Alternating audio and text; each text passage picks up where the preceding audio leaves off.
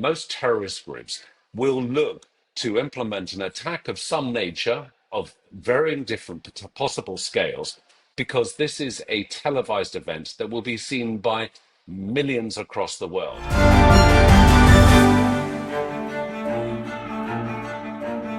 Hi, I'm Maddie Hale, and this is Times Radio's The Trump Report. Well, today marks a new era when Donald Trump is officially sworn in as the 47th President of the United States. While it's a day of celebration for some, it is an event that comes with a lot of preparation and precautions from a security standpoint. The United States is swearing in a president who has survived 2 assassination attempts in the last year. So how does one prepare for a monumental day when all eyes and cameras are on Donald Trump? Joining me today is security expert Will Geddes to walk us through this. Will, thank you so much for your time today. It's such a big event with so many people in attendance. How do you think the security team are preparing for the inauguration? The inauguration for President Donald Trump today will be a highly complex and well thought out security operation.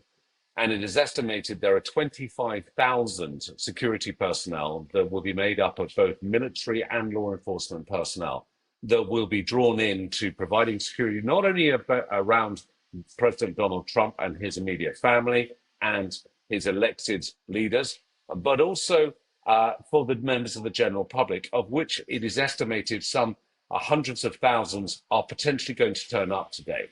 But one of the things that works immensely to their favor is the weather.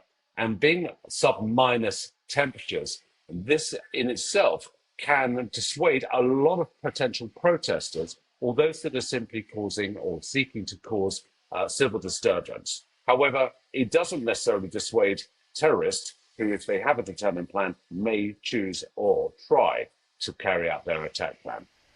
But what about the physical aspect, Will, of the inauguration? How does the team prepare to make sure the area is secure and safe? The location where the inauguration will take place is the traditional location that has been used previously for many, many presidents.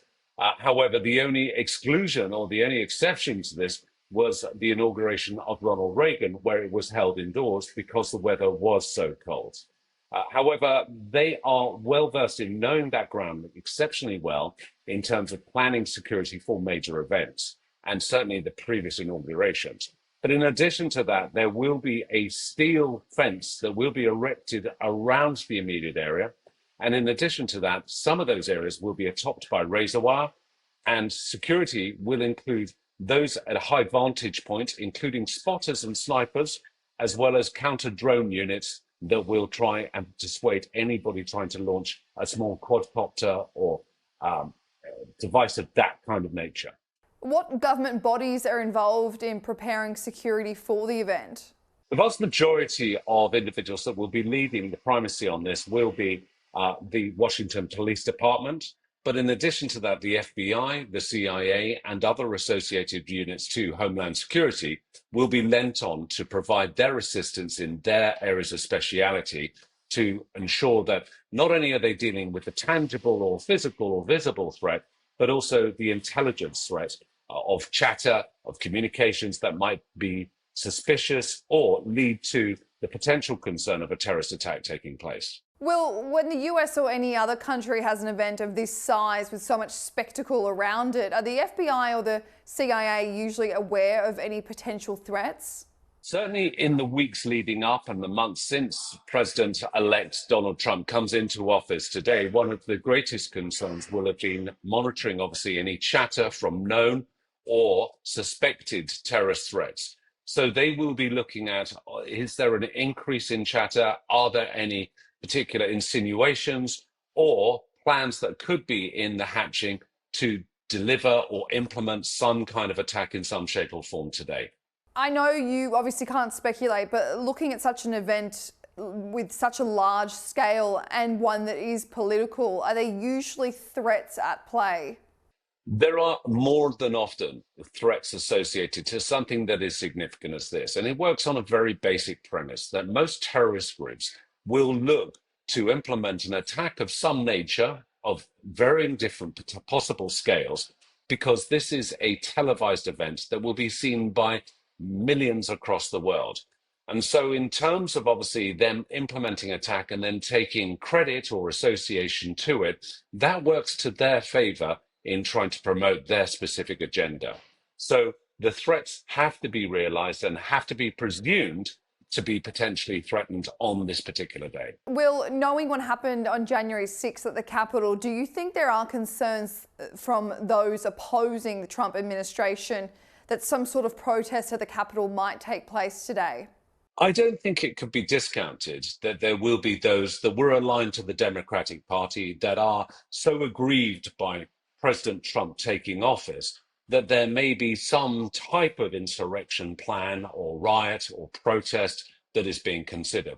But that will be within the remit of the security planning and something that will have been assessed and something that will be considered in terms of the security response should that materialize. Donald Trump has survived 2 assassination attempts during his campaign, with commentary around how much protection a presidential candidate should receive.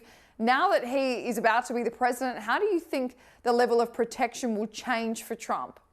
President Trump is going to take his personal security exceptionally well and is going to take it with very serious consideration, certainly in the wake of the 2 attempts that were made on his life. One of which could be attributed to DEI hires, which ultimately will be eliminated from what we understand within one of the 200 or so executive orders that he intends to action today once he takes office. So it won't become as a huge surprise that he will be leaning on not just the traditional Secret Service for his presidential protection, but maybe extraneous elements. And there are rumors that former member of the British Special Air Service, Christian Craighead, as he is known, is also associated to him in terms of his security. So it will be a very unconventional approach to his personal protection than we would have seen with previous presidents. Because he's such a divisive character, one of the most divisive characters in US presidential history, does the level of protection and taxpayer-funded protection change? This does amplify the level of protection that needs to be afforded around him. There are individuals, particularly in these times, that will go to extreme lengths and measures to potentially implement their concerns, their fears, their grievances, and the like. So security has to consider that he is a much hated person by a large demographic within the United States. Well, 4 US presidents have been assassinated in history. What kind of angst comes with knowing that you are a sitting duck in this role? Donald Trump is a man that no doubt comprehends the level of hate that he could receive from various demographics, not just in the United States, but across the world by him now taking his 2nd presidential term. As a direct result, he also appreciates that with that influence comes a considerable amount of risk. And therefore, his security has to be of paramount importance, not only by him, his family, but also by those delivering it to make sure that he has the best protection afforded for him to make those changes where they're necessary.